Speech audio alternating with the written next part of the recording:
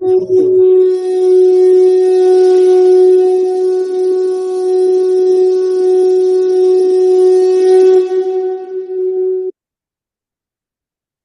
श्री गणपति नमः। श्री गणेश की वंदना कर, इनके स्वामी चंद्रदेव, भोलेनाथ, सोमनाथ की आराधना कर, इष्ट देव का ध्यान रख, गुरुजनों को नमन कर अभिनंदन करते हैं आपका वरुण इसको द्वारा प्रस्तुत आज के दैनिक पंचांग। यह दैनिक पंचांग हम नित्य प्रस्तुत किया करते हैं और इसका लघु रूप भी हम अलग से प्रस्तुत करते आ रहे हैं।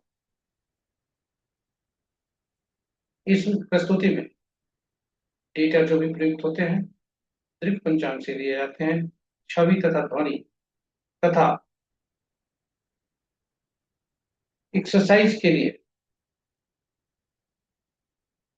एक जन्म तिथि, जन्म विवरण किसी महान हस्ती का जिनके जन्म जिनके आज ही जन्म हुए हैं, ये सारे गूगल से लिए जाते हैं और यह प्रस्तुति आप तक सफल पूर्वक हम यूट्यूब के सौजन्य से पहुंचा पाने में समर्थ हो। पंचांग जिस तरह से 5 भाग में होता है, यह प्रस्तुति भी 5 भागों में है। पंचांग के जिस तरह 5 अंग होते हैं, ये प्रस्तुति के भी 5 अंग है, 5 भाग है।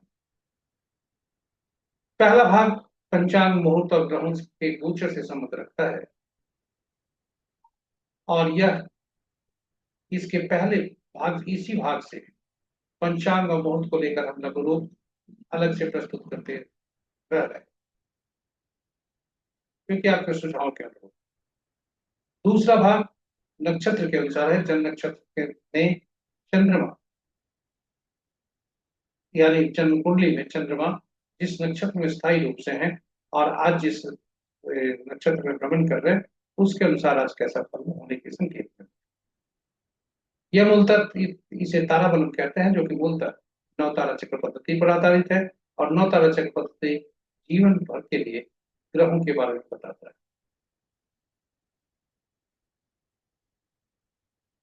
और कि कौन से ग्रह सुफलदायी होंगे, कौन से असुफलदायी होंगे, और इस प्रकार हम दशा महादशा का फल जान सकते हैं और उसी अनुरूप अपनी कार्य योजना कर सकते हैं। और साथ ही साथ हम ग्रहों के जन्म विभिन्न स्थानों पर बैठे ग्रहों के बारे में जान सकते हैं। शुभ ग्रह सुफल देंगे, अशुभ ग्रह सुफल देंगे, और हमारे से जुड़ने वाले व्यक्तियों के जन्म नक्षत्र को जानकर हम यह परिणाम निकाल सकते हैं कि उनके साथ हमारा क्या संबंध होगा, वो हमारे लिए कितना फलदायी होगा। तो चलिए तीसरे भाग में चलते हैं। इस पद्धति को ताराबलम कहते हैं। नौ तारा चक्र पद्धति पर वो वह चर्चा होती है, वह विस्तृत व्याख्या होती है ग्रहों के बारे में। तीसरा भाग राशि के अनुसार है। चंद्रमा जिस राशि में बैठे हैं और आज जिस राशि में भ्रमण कर रहे हैं, उसके अनुसार कैसा फल होगा, जिसे चंद्र बलम कहते हैं। चौथा भाग चौघड़िया से है, जो कि शुभ और अशुभ फल दर्शाता है दैनिक कार्य से लेकर विशेष कार्य को करने के लिए। इसकी उपयोगिता काफी अच्छी है, इसलिए हमने यूट्यूब पर अलग से पोस्ट रखा। इसकी चर्चा हम प्रस्तुति में करें।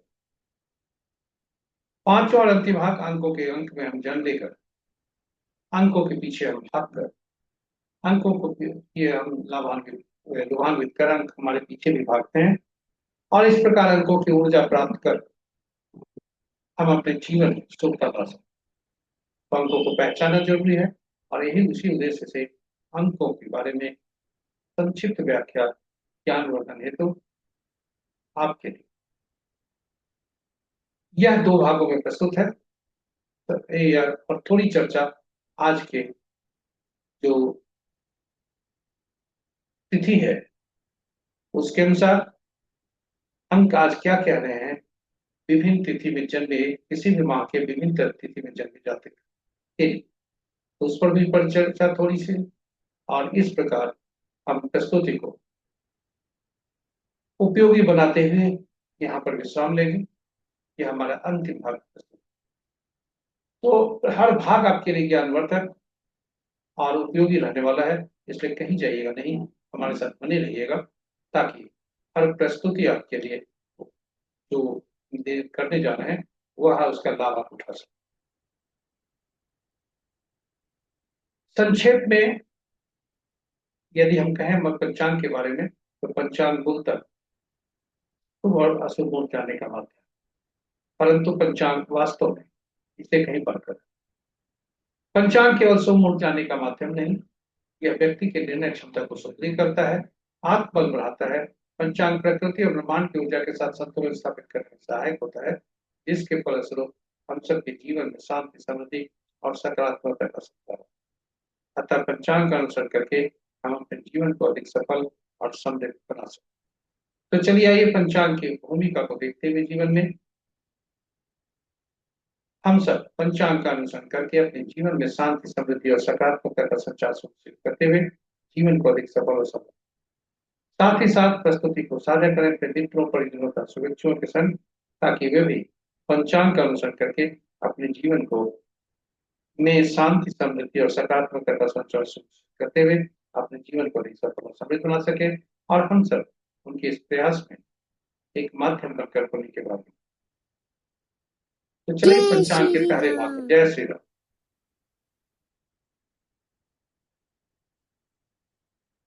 पहला भाग में आपका स्वागत है।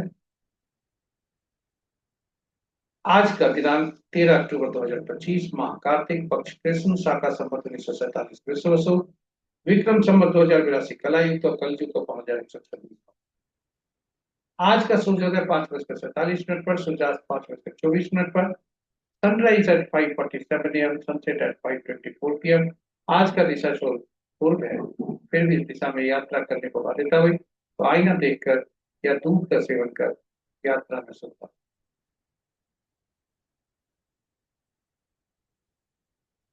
पंचांग के पांचों वार सोमवार, तिथि अपराह्न 12:24 तक सप्तमी, जो मकर तिथि के अंतर्गत आता है। उसके बाद अष्टमी, जो जय तिथि के अंतर्गत आता है। नक्षत्र अपराह्न 12:26 तक आद्रा, जो राहु से संबंध रखता है। उसके बाद पुनर्वसु, जो बृहस्पति से संबंध। योग प्रातः 8:10 तक परीख, के बाद शिव। करण अपराह्न 12:24 तक पौ, तत्पश्चात देर रात्रि 11:41 तक बालव, और फिर पौलव। ये रहे हमारे शुभ और अशुभ मुहूर्त। महत्वपूर्ण मुहूर्त के शुभ मुहूर्त में जाने के पूर्व हम भोलेनाथ का वास देखते हैं कि भोलेनाथ का वास आज कहाँ है और शुभता कैसे। जय भोलेनाथ। ओम नमः शिवाय। ओम नमः शिवाय। तो जब तक आज कृष्ण पक्ष की सप्तमी तिथि है, भोलेनाथ शमशान पे है, जो कि दिन के 12:24 में, और उसके बाद अष्टमी तिथि होने के बाद भोलेनाथ गौरी के सानिध्य में जाते हैं, जो उनके लिए, जो सबके लिए शुभ है।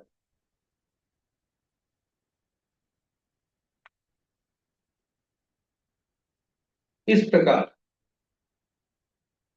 हम भोलेनाथ का सानिध्य जानते हैं। जय भोलेनाथ। ओम नमः शिवाय। ओम नमः शिवाय। महत्वपूर्ण मुहूर्त के शुभ मुहूर्त में अभिजीत मुहूर्त दिन के 11:12 से 11:59 तक, रवि रवि जो प्रातः 5:47 से 12:26 तक, विजय मुहूर्त अपराह्न 1:32 से 2:18 तक, गोधूली बेला संध्या 5:24 से 5:49 तक, और निशिता मुहूर्त देर रात्रि 11:11 से मध्य रात्रि 0:00। अशुभ मुहूर्त में राहु काल सबसे ज्यादा अशुभ मुहूर्त।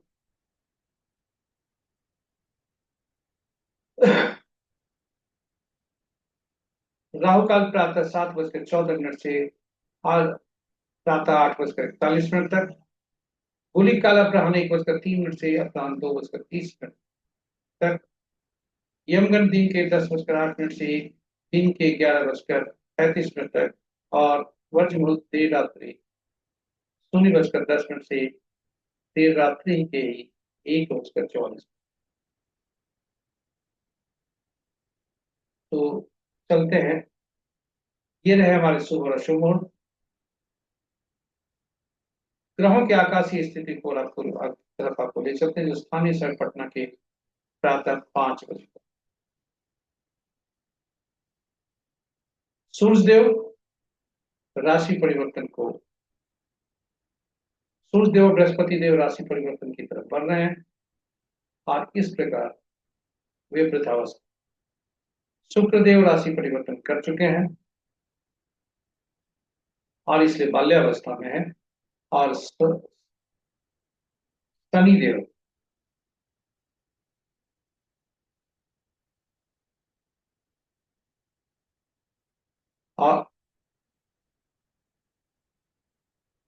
और शनिदेव वक्री चलकर अंश को खोते जा रहे हैं, इसलिए शिशु अवस्था। इस प्रकार यदि कहें राशि के अनुसार, और राशि में आज कोई परिवर्तन नहीं है। चंद्रमा मिथुन राशि में है, सूर्य देव कन्या राशि में, मंगल मंगल देव तुला में, बुध देव भी तुला में, बृहस्पति देव मिथुन में, शुक्र देव कन्या में, शनि देव मीन में, राहु देव कुंभ में, और केतु देव सिंह। इस प्रकार राशि के अनुसार यदि देखा जाए तो बुध देव की राशि में सबसे ज्यादा ग्रह, 4 ग्रह, शुक्र देव की राशि में 2 ग्रह, मंगल और चंद्र की राशि में कोई ग्रह नहीं। और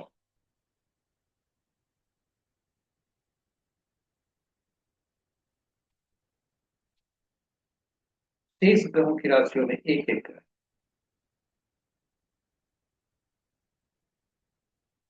जिन राशियों में एक एक ग्रह हैं वे हैं सूर्य, बृहस्पति और शनि।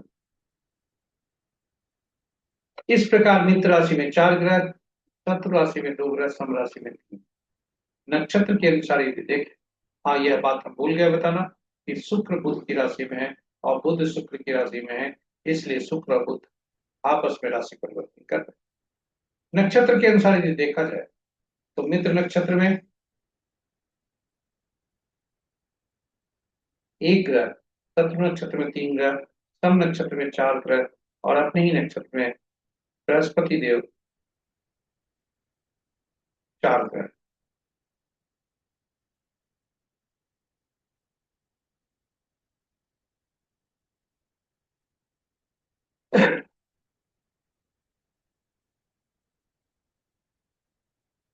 यदि नक्षत्रों के अनुसार देखें, शक्ति के अनुसार, तो बृहस्पति देव के नक्षत्र 3 ग्रह, राहु देव के नक्षत्र 3 ग्रह, केतु शनि बुध और चंद्र के नक्षत्र में कोई ग्रह नहीं, और शेष ग्रहों के नक्षत्रों में एक एक ग्रह। आज किसी ग्रह का राशि परिवर्तन नहीं है।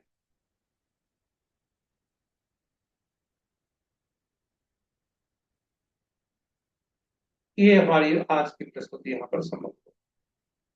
दूसरे भाग में आपको ले चलते हैं। दूसरा भाग नक्षत्र से संबंधित है, जो जिसे हम तारा बताते हैं। चंद्रमा जिस नक्षत्र में जन्म कुंडली में है, चंद्रमा जिस नक्षत्र ही करता है, इसी इससे आज के दिन के बारे में, आज के शुभता के बारे में जानते हैं, और वही हमारा उसे ही तारा बलन कहा जाता है। आपके समक्ष एक सारणी प्रस्तुत है। तारा बलन के समक्ष जो वर्टिकल कॉलम है, उसमें जो नक्षत्र प्रदर्शित है वे सभी नक्षत्र कोई वह नक्षत्र है जिसमें चंद्रमा गोचर करे। जैसे आज चंद्रमा यदि मृगशिरा नक्षत्र में, सॉरी, आज चंद्रमा आद्रा और पुनर्वसु नक्षत्र में गोचर कर रहे हैं, तो इस प्रकार हम इस कॉलम को पकड़ेंगे, और ताराबंध के नीचे जो वर्टिकल रोज है वे बताते हैं कि चंद्रमा जन्म पत्री में किस नक्षत्र में। हर जातक के लिए अलग अलग हो सकते हैं, और कुल 9 स्थितियां बन सकती है 9 नक्षत्र में। इस प्रकार 9 स्थितियां बनकर विभिन्न लोग अपना नक्षत्र फल जान सकते हैं। और यह फल जो होता है वह उससे भी उसे उसकी 9 प्रकार के फल मिल सकते हैं। पहला होता है जन्म, तारा जन्म में हो, संपत्त में हो, विपत्त में हो, क्षेम, प्रत्यय, शादक, नैथन्य, मित्र या मित्र में। तो जन्म, विपत्त, प्रत्यय और नैथन्य में जब भी आज के तारा होंगे तो अशुभता के संकेत देते हैं। संपत्त, क्षेम, साधक, मित्र जो होते हैं उसमें शुभता के संकेत, इसलिए शुभ फलों का निष्पादन करने के लिए सुफल प्राप्त करने के लिए हमें संपत, क्षेम, साधक, मित्र और मित्र में आज का तारा चाहिए हमारा, और तभी शुभता हो सकती है। यदि नहीं है तो धैर्य रखने की आवश्यकता है, दैनिक कार्य में सावधान रहने की आवश्यकता है, और जोखिम नहीं लेने की समस्या।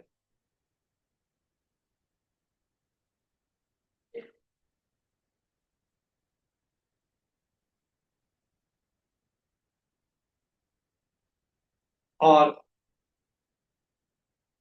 तारा बलम मूलतः नवतारा चक्र पद्धति पर आधारित है, जो यह बताता है कि ग्रह पूरे जीवन काल में कौन से ग्रह अच्छे फल देंगे, कौन से खराब।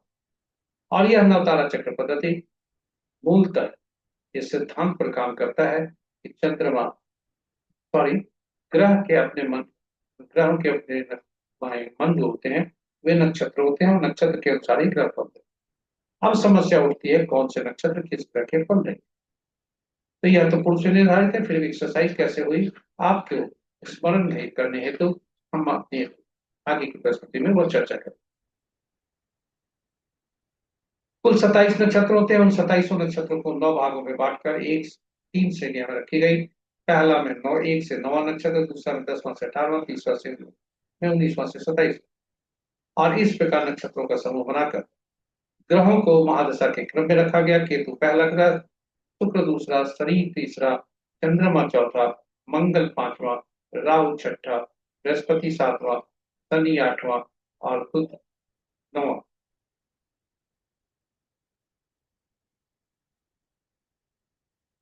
और फलित कैसे करते हैं यह देख, यह सूची ग्रहों को नक्षत्रों के साथ कैसे जोड़ा। नक्षत्र ग्रहों को तो महादशा के क्रम में रखा गया, नक्षत्रों को सूचीबद्ध तरीके से 3 श्रेणियां में रखी। तो पहला जो नक्षत्र होता है विभिन्न श्रेणियों में से, पहला 10वां 19वां का स्वामी केतु देव हो गया, दूसरा 11वां 20वां का स्वामी शुक्र देव हो गया, तीसरा 12वां 21वां का स्वामी सूर्य देव हो गया। और यह सूची इसी तरह से बढ़ते बढ़ते बुध तक पहुंच गए, जिन्हें 9वां 18वां 27वां नक्षत्र का स्वामित्व मिला। अब प्रश्न उठता है, और यह सारणी आपके पास समक्ष यह प्रस्तुत हुई। अब प्रश्न उठता है कि फलित कैसे करें। जी हाँ। फलित करने के लिए जिस नक्षत्र में आज आपका जन्म हुआ है, यानी जन्म कुंडली चंद्रमा में जिस नक्षत्र में है उसे देखें। यदि जिस नक्षत्र में है उसे देखें, और जो ग्रह आपके निकल कर स्वामी पद करा रहे हैं, चर्चा हम वहीं से स्टार्ट करते हैं और गणना वहीं से। उदाहरण स्वरूप हम आज चंद्रमा को लेते हैं, सोमवार दिन है, चंद्रमा के नक्षत्र में किसी का जन्म हुआ, यानी रोहिणी, हस्ता और श्रवण नक्षत्र में किसी व्यक्ति का यदि जन्म हुआ, तो पहला ग्रह चंद्रमा बने। और इस प्रकार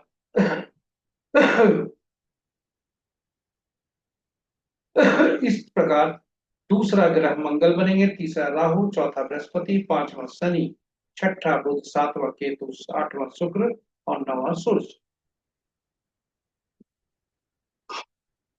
और यहां से जब गणना आरंभ करेंगे तो याद रखें, इसको नोट करके रखें, तो सूची को भी सहेज कर रखें, और जो हम बोल रहे हैं उसको नोट करें।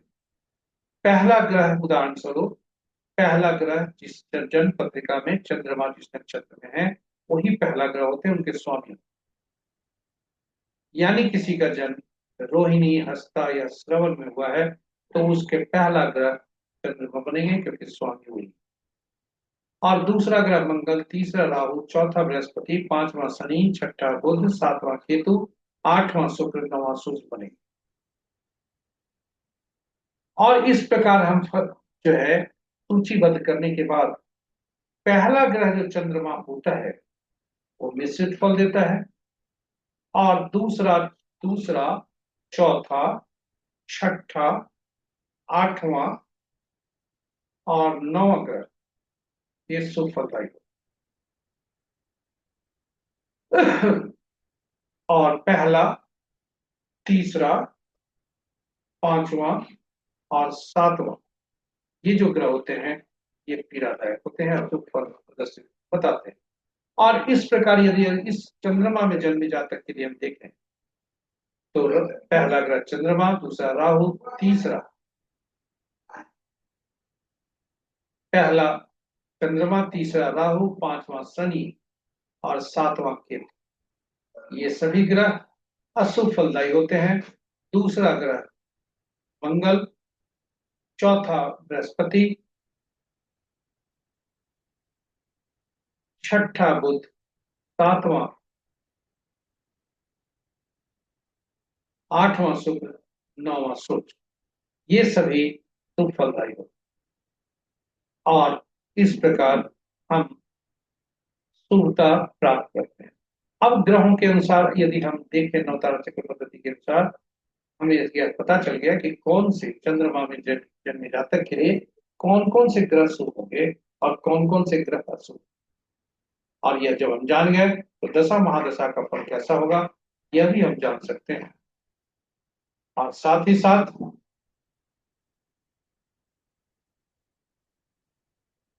जन्म कुंडली में बैठे ग्रह कैसा फल देंगे यह भी हम जान सकते हैं। शुभता और अशुभता का दशा महादशा का फल होने पर हम शुभ ग्रहों की स्थिति में शुभ दशा में हम अपने जो अग्रिम योजना है अब विभिन्न कार्यों के उसको सूचीबद्ध करते हुए आगे बढ़ जाते हैं और शुभ स्थिति में शुभ दशा काल में हम शुभ कार्यों का निष्पादन करते हैं। और यह शुभ दशा काल में हम सावधान रहते हैं क्यों और मानसिक रूप से अपने आप को तैयार रखते हैं जिससे कोई भी पीड़ा हो या कोई परेशानी हो उससे हम निजात पा सकते हैं, उसको हम डट कर सामना कर सकते हैं। इस प्रकार हम ग्रहों के नक्षत्र के बारे में जानकर हम दशा महादशा का फल जान सकते हैं। उसी तरह जब हम ग्रह को जान जान गए कि कौन से ग्रह अच्छे हैं कौन से ग्रह खराब है तो हम जन्म कुंडली में बैठे ग्रह की भी विवेचना कर सकते हैं कि कौन सा ग्रह हमारे लिए शुभकारी होगा कौन सा शुभकारी। और अंत में हमें जिस व्यक्ति से संपर्क होता है जीवन पर्यंत, घर से, समाज से, पड़ोस से, कार्यस्थल से आदि आदि, तो जो ग्रह हमारे लिए संपर्क क्षेम या दूसरा, चौथा, छठा, आठवां, नौवां, यदि कोई व्यक्ति से संपर्क होता है हमें और उसका जन्म दूसरा, चौथा, छठा, आठवां और नौवां ग्रहों के नक्षत्र में हुआ है जो हमारा ये ग्रह है और उनका वो नक्षत्र होगा, जन्म ग्रह होगा, तो वैसी स्थिति में ये होता है तो ये हमारे लिए सुफलदायी है। वही पहला, तीसरा, पांचवा और सातवां ग्रह अशुभ फलदायी। अब यदि हमें बिजनेस पार्टनरशिप करना है तो किस ग्रह को जन्मी जातक को हम प्रीफर करें तो संपत्ति के यदि जातक को मित्र अति मित्र को यदि हम सेलेक्ट करें तो हमारे लिए शुभकारी। संपत्ति से हमें धन का लाभ होगा और मित्र अति मित्र से हमें मोरल सपोर्ट मिलेंगे, हमें वह हमें सपोर्ट कर सकते। इस प्रकार हम सभी फल जान सकते हैं और जब हम जान जाएं तो ये सभी उपाय जो भी हमारी ज्ञान वृद्धि हुई यह अंततोगत्वा हमारे मानसिक स्थिति को सुदृढ़ करता है जो हमें अंत में जाकर हमारे स्वास्थ्य पर अच्छा प्रभाव डालता है। इस प्रकार यह प्रस्तुति आपके समक्ष प्रस्तुत हुई। अब हम आपको वापस ले चलते हैं ताराबलम। चंद्रमा आज जिस नक्षत्र में गोचर कर रहे हैं और चंद्रमा जिस नक्षत्र में जन्म लिए हैं, जन्म जिनके नक्षत्र में हुए, जातक जिस नक्षत्र में जन्म हुआ है, इन दोनों का मिलान कर हम आज की शुभता निकालते। उदाहरण स्वरूप यदि किसी व्यक्ति का जन्म भरनी, पूर्वा फाल्गुनी या पूर्वाषाढ़ा नक्षत्र में हुआ है तो पहला भाग प्रत्यरी है, दूसरा भाग साधक है। और यदि हम दूसरा लेते हैं पुनर्वसु, विशाखा या पूर्वाभाद्रपद, तो यह भी पहला भाग जन्म है, सॉरी, पहला भाग अति मित्र है और दूसरा भाग जन्म। और इस प्रकार हम फलित निकालते हैं। तो जब भी, जैसा आरंभ में हमने कहा, जब भी आज का तारा आपका जन्म विपद तेरी अध्ययन में होता है, तो हमें शुभ कार्यों को करने में अपने आप को रोकना चाहिए, दैनिक कार्य में सावधान रहना चाहिए, और हम शुभ ग्रहों की शुभ स्थिति आने तक हमें इंतजार करना चाहिए, जब चंद्रमा शुभ नक्षत्र में जाए।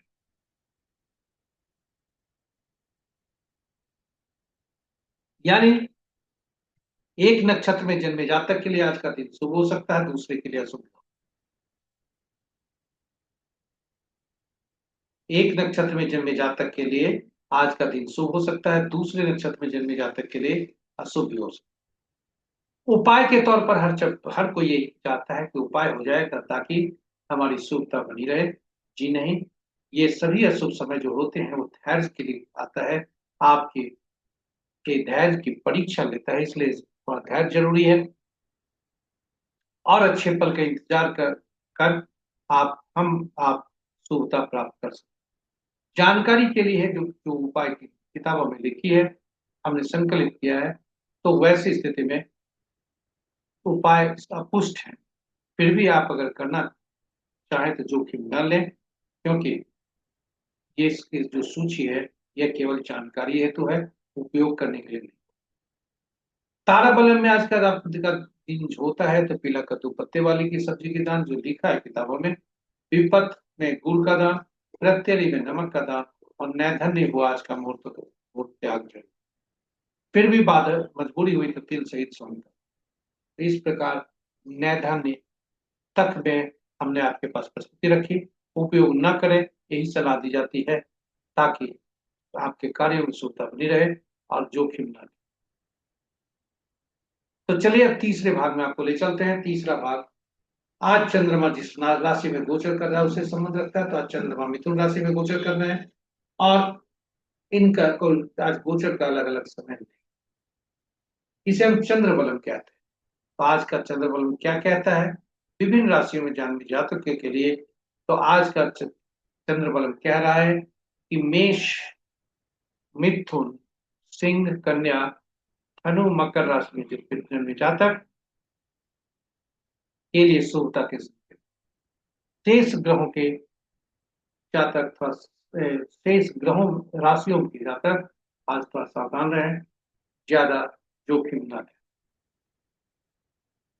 ज्ञातव्य रहे कि इसे फल को देखने के लिए चंद्रमा के की राशि देखें अपने जन्म कुंडली में, और चंद्रमा ही के राशि ही आपकी राशि हुआ करते हैं। जिस चंद्रमा में जिस राशि में बैठे हैं वही हो। चलिए अब चौथे भाग में आपको लेकर आए हैं चौघड़िया। चौघड़िया एक प्रकार का शुभ और शुभ काल दर्शाता है, शुभ और शुभ मुहूर्त दर्शाता है। किसी भी शुभ काम को करने के लिए इसका उपयोग किया जाता है, चाहे वह कार्य पूजा पाठ से संबंधित हो, नए कार्य का आरंभ करने से हो, या कोई और कार्य हो। तो वैसी स्थिति में हम सब शुभता प्राप्त कार्यों में शुभता प्राप्त करने के लिए चौघड़िया मुहूर्त को जरूर देखा। चौघड़िया मुहूर्त की आवश्यकता और उपयोगिता काफी है, इसलिए हमने आपके उपयोग के लिए चौघड़िया की उपयोगिता हिंदी में और यूटिलिटी ऑफ चौघड़िया अंग्रेजी में भी यूट्यूब पर वीडियो अलग से डाला है। आप उसे संदर्भित करें और उससे ज्ञान अर्जित कर जीवन के पथ पर आप घर में, परिवार में, समाज में आप उचित चिकित्सा या उचित फल प्रदान करने में सहायक हो। तो आज संक्षेप में यह बता दें कि कुल चौघड़िया दिन के 8 होते हैं, रात के चौघड़िया 8 होते हैं, और ये रात दिन के और रात के जो चौघड़िया हुआ करते हैं, 8 चौघड़िया दिन के, 8 चौघड़िया रात के, किंतु सप्ताह के दिन 7 ही होते हैं, इसलिए 7 चौघड़िया का ही नामकरण हुआ। और इस 8वां चौघड़िया जो होता है वह पहला चौघड़िया का ही रिपीटेशन होता है, यानी जो पहला चौघड़िया होता है वही अंतिम चौघड़िया होता है।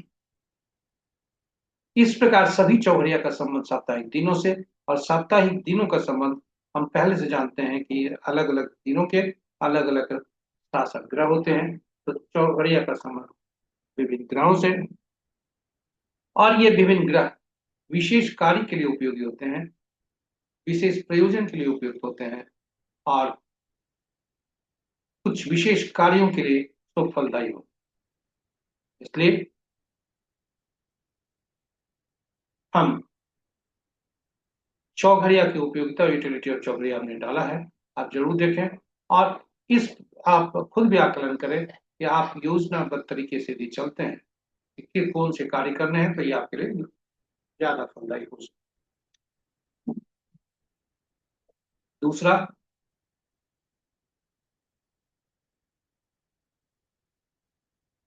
दूसरा बिंदु पर ध्यान दें, दिन का चौघड़िया कालबेला, वारबेला और राहु काल से ग्रसित हो सकता है और रात्रि का चौघड़िया कालबेला।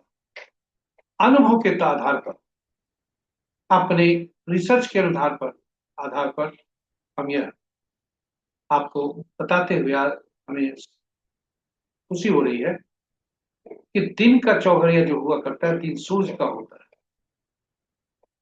सूर्य और चंद्र ये शनि में हमेशा टक्कर रहती, पिता और पुत्र है, इसलिए दिन में हमेशा शनि का चौघड़िया काल बेला से ग्रसित। शनि का चौघड़िया है क्या? काल चौघ।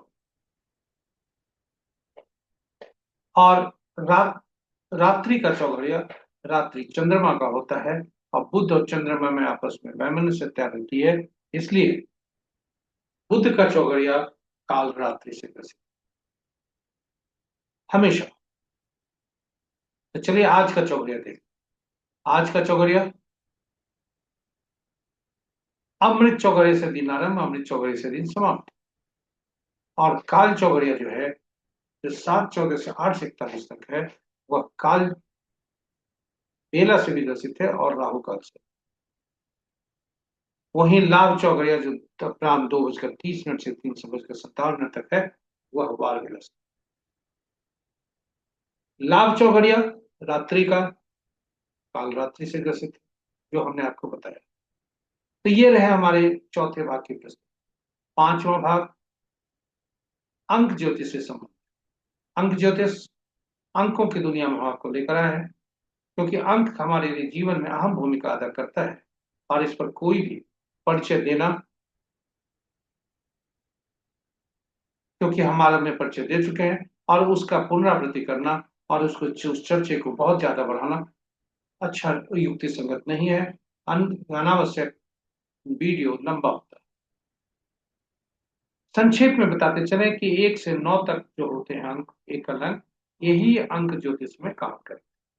और जो 1 से 9 तक अंक है, शून्य को गणना नहीं दी जाती, एक को 1 से 9 तक की गणना दी जाती है।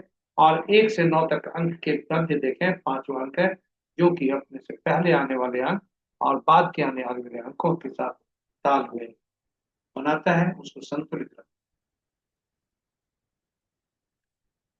इन अंकों के शासक ग्रह अलग अलग होते हैं 1 से 9 तक के, और सूर्य, चंद्रमा, बृहस्पति, राहु, बुध, शुक्र, केतु, शनि और मंगल पहले ये शासक ग्रह हुए।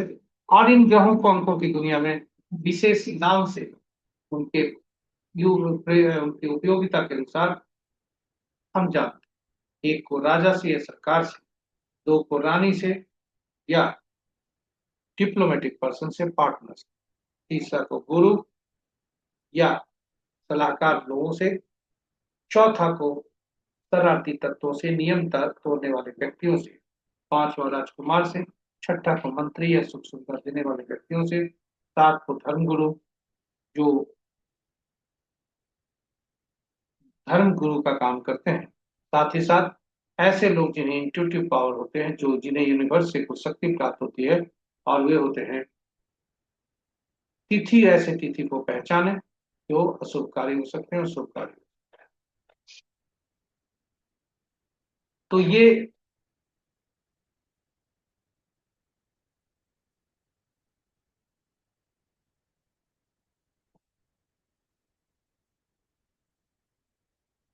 7वां धर्मगुरु जो हम बता रहे थे, 8वां अधीनस्थ के कर्मचारी, समाज के नीचे तबके के लोग, न्यायालय, 9वां सेनापति, पुलिस और डॉक्टर। इस प्रकार हम सभी अंकों के बाद शासक ग्रह के बारे में जानते हैं और अंकों को किस नाम से पुकारा जाता है। जब हमारा जन्म होता है तो ईश्वर हमें उपहार के तौर पर कुछ अंक देते हैं जन्म तिथि के लिए। और तिथि में, जन्म तिथि में तिथि माह और वर्ष हुआ करते हैं। तिथि और माह एक अंक का भी हो सकता है, दो अंकों का भी हो सकता है, लेकिन जब भी दो अंकों का, दो या दो से ज्यादा अंकों के समूह कहीं भी हमें मिले तो उन्हें अंकों की दुनिया में अंकों से तालमेल बिठाने के लिए उन अंकों को जोड़ दिया जाता है और एक अंक हो जाता है। आज का तिथि 13 अक्टूबर है।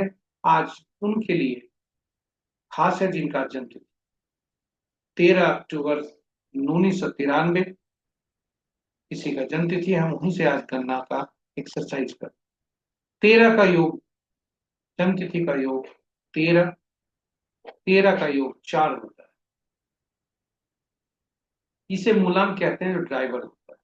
कंडक्टर सभी अंकों को जोड़कर, यानी तिथि माह और वर्ष को जोड़कर हम भाग्यांक निकालते हैं, कंडक्टर का। जीवन की नैया जिस तरह से चलती है, सॉरी, बस जिस प्रकार चलता है वह में उसमें ड्राइवर और कंडक्टर का अच्छा अच्छा तालमेल चाहिए। उसी तरह जीवन के बस को भी चलाने के लिए ड्राइवर और कंडक्टर में अच्छा तालमेल। अब बता दें, 4 को नियम तोड़ने वाले व्यक्तियों से देखा जाता है और 9 को नियम जोड़ने वाले, क्योंकि पुलिस कानून का संरक्षण कर, नियमों को ताक पर नहीं, नियमों को प्रयोग कर करती है ताकि सभी का कल्याण। तो आज का ड्राइवर 4 और 9 आपस में शत्रुता का संबंध रखते। अब आपको आश्चर्यचकित होगा और आप जानना चाहेंगे क्या कि शत्रु अंक कौन से होते हैं। यह हम इसी चर्चा में, इसी प्रस्तुति में करेंगे आगे। कुछ अंक और इससे निकलते हैं। तिथि वर्ष को जोड़कर, वर्ष के 4 अंकों को जोड़कर, अगर पुरुष है की कुंडली है तो उसमें 11 से घटाते हैं उसको, प्रतिफल को। और यदि महिला की कुंडली है सभी अंकों को जोड़कर एकल अंक में परिवर्तित, उसे एंजल नंबर कहा है। एक अंक और निकलते हैं, तिथि और माह को जोड़ते हैं और एकल अंक में परिवर्तित करते हैं। वह हमें हमारा बाहरी व्यक्तित्व दर्शाता है, जबकि ड्राइवर हमारा आंतरिक व्यक्तित्व। इस प्रकार हमें जो अंक मिलते हैं उन अंकों का हम उपयोग करते हैं। कुछ अंक ऐसे हैं जो कि हमें मिलते हैं तो हमारे लिए कुछ संकेत देते हैं और विशेष कार्य करने को कहते हैं। उदाहरण स्वरूप तिथि माह और माह में या गणना के क्रम में हमें यदि 11, 22 और 33 का क्रम मिलता है तो ये हमारे लिए पिछले जन्म, पिछली आत्मा से संबंध रखता है और यह कुछ संकेत दे जाता है आपको इस जन्म में किस क्या करना। उसी तरह से 13, 16, 19, 13, 14, 16, 19 यदि किसी का जन्म तिथि होता है या गणना में आता है तो उसे कार्मिक ऋण कहा जाता है, मास्टर डेप्ट। तो ये वैसी स्थिति में ऐसा काम करना चाहिए जो कि हमारे पितृ को, हमारे पूर्वजन्म के कर्मों को ठीक कर सके। ये सभी तिथि स्टैटिक हुआ करते हैं, स्थिर हुआ करते हैं, जो ईश्वर द्वारा प्रदत्त होते हैं, या हम उनमें से कुछ और अंक निकालते हैं। ये सभी स्टैटिक होते हैं, स्थिर होते हैं। और जो अंक हम बनाते हैं, जैसे मोबाइल अंक बनाए हम नहीं है लेकिन लिए, चॉइस मेरा है। गाड़ी संख्या, मकान संख्या आदि आदि, ये सभी पॉजिटिव नेगेटिव एनर्जी देते हैं और यह जन्म कुंडली में बैठे ग्रह को प्रभावित करता है। नियम जानने के तिथि, जन्म तिथि, जो ड्राइवर और कंडक्टर का शत्रु, कोई भी अंक हमारे पास ना होना चाहिए और ड्राइवर और शत्रु भी अंक आपस में नहीं। तो डायनेमिक अंक जो होते हैं उसमें कौन डायनेमिक अंक सबसे ज्यादा प्रभावी होते हैं? वे हैं नाम। यहाँ नामांक, नामांक ऐसा चीज होता है जो दूसरे के, अब हमारा डायनेमिक अंक होता है और वह स्थिर होता है। इससे हम जान सकते हैं अपने बारे में। अब अगर आपको आश्चर्यचकित होगा कि ऐसा कौन सा डायनेमिक अंक है जो हम खुद क्रिएट करते हैं और वे स्टैटिक होते हैं, वह होता है नामांक। यहाँ नाम हम चुनते हैं और वह पूरे जीवन पर्यंत ऊर्जा देता है। तो नाम, आप आश्चर्यचकित हो गए होंगे नामांक कैसे ये हो सकता है कि वह हम हमें प्रभावित करे। और नामांक निकाला कैसे जाता है? दो तो अक्षरों का होता है। तो जी हाँ, नाम का पहला अक्षर, हर नाम में प्रयुक्त हुए अक्षरों का अंकीय मूल्य होता है। और यदि हम आपके समक्ष प्रस्तुत सारणी में देखें तो इस जातक का, जिसका जहाँ जन्म तिथि है, उसका नाम हनुमा है और भी टाइटल भी है। संक्षेप में हमने पहला नाम लिखा है हनुमान। ये काकीनाडा में जन्म हुआ है इनका। और जो तिथि जो बनकर आ रही है, नामांक का उभर करके जो आ रहा है वह 4 दे रहा है। और नाम का पहला अक्षर 5। तो नाम का पहला अक्षर तो मित्र है, लेकिन नामांक अति शत्रु। वैसे स्थिति में नाम को हमको पहला अक्षर, उदाहरण स्वरूप हनुमान में अगर एक जोड़ देते हैं तो वो 5 होता है, और 5 ग्रिड खाली है, इसलिए ये उपयोगी हो सकता है।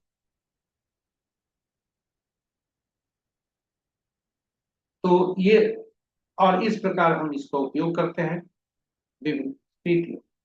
तो नाम का पहला अक्षर शत्रु नहीं होना चाहिए ड्राइवर और कंडक्टर का। मूलांक और भाग्यांक शत्रु नहीं होना चाहिए ड्राइवर और कंडक्टर। नामांक शत्रु नहीं होना चाहिए ड्राइवर और कंडक्टर। तो आप जानने का आतुर होंगे कि ड्राइवर अंक होते हैं, ये शत्रु अंक कौन सा होता है। यहाँ शत्रु अंक आपके सामने प्रस्तुत है। 1 का शत्रु 8, 2 का 4, 6, 8, 9, 3 का 6, 4 का 8, 9, 4, 2, 5 का कोई नहीं, 6 का 3, 9, 7 का 7, 9, 3, 8 का 1, 2, 9, 4, 8, और 9 का 6, 4, 2, 8। अब यदि हम अब देखें तो इस जातक का जन्म जो गुणांक है, ड्राइवर है 4, जिसके शत्रु अंक है 8, 9, 4, 2, और भाग्यांक है इसका 9, जिसके शत्रु अंक है 6, 4, 2, 8। और ऐसी स्थिति में हम जातक जातक को सावधान रहने की सलाह दी जाती है। और अन्य अक्षर ऐसे आए, अन्य अंक ऐसे नहीं आए जो इनके लिए शत्रु का कारण, ज्यादा शत्रुता का कारण।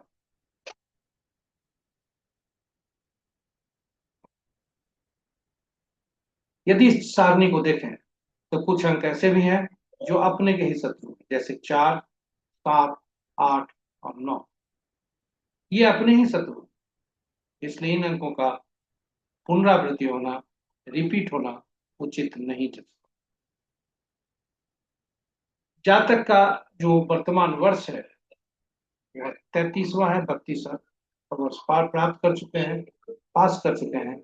ये 6 अंक इनके लिए कैसा अंक देगा, कैसी सुविधा देगा, यह हम आकलन कर निकालते हैं। साथ ही साथ एक और अंक निकालते हैं इससे संबद्ध, वो होता है personal year number. Personal year number में तिथि, माह और वर्ष को हम पूरे अंकों को लेते हैं, और उसमें जो वर्ष होता है उसको वर्तमान वर्ष में हम से रिप्लेस कर देते हैं।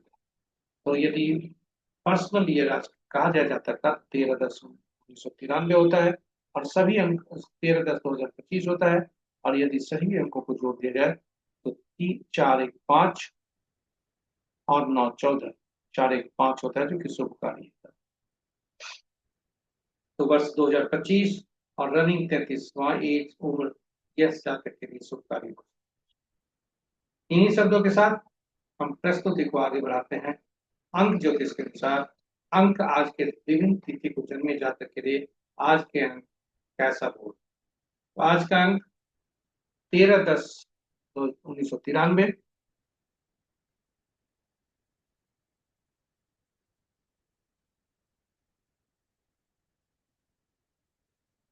13/10/2025 आज का अंक, और ड्राइवर 4, कंडक्टर 5। यदि 5 अंक को देखें तो सभी से मित्रता है, केवल 9 अंक से तटस्थता है। इसलिए आज का दिन सभी के लिए उत्तम है। जय सूर्यदेव, जय चंद्रदेव, जय भोलेनाथ और जय सोम। इन्हीं शब्दों के साथ हम प्रस्तुति को यहाँ पर विराम देते हैं। आप हमारे साथ बने रहे, इसके लिए बहुत बहुत धन्यवाद। प्रस्तुति थोड़ी लंबी थी, लेकिन धैर्य की आवश्यकता थी, क्योंकि यह ज्ञानवर्धन का है। कुछ प्रस्तुति में अगर त्रुटियां रह गई होंगी तो हमें हम क्षमा प्रार्थी हैं। साथ ही साथ प्रस्तुति, यदि आप पहली बार हमारे प्रस्तुति को देख रहे हैं तो हमारे चैनल को सब्सक्राइब करें। साथ ही साथ नोटिफिकेशन बटन को दबा लें, ताकि हमारे हर प्रस्तुति की सूचना आपको मिल सके और आप उससे लाभान्वित। साझा आप सभी सब्सक्राइबर से अनुरोध है, साझा करें प्रस्तुति को मित्रों, परिजनों, शुभेच्छुओं के संग, ताकि वे भी पंचांग का अनुसरण करके अपने जीवन में अधिक सफलता और शुभता ला सकें। इन्हीं शब्दों के साथ आपसे विदा लेते हैं। कल पुनः नई प्रस्तुति के साथ हम उपलब्ध होंगे। तब तक के लिए जय चंद्रदेव, जय सोमदेव, सोमनाथ, जय भोलेनाथ।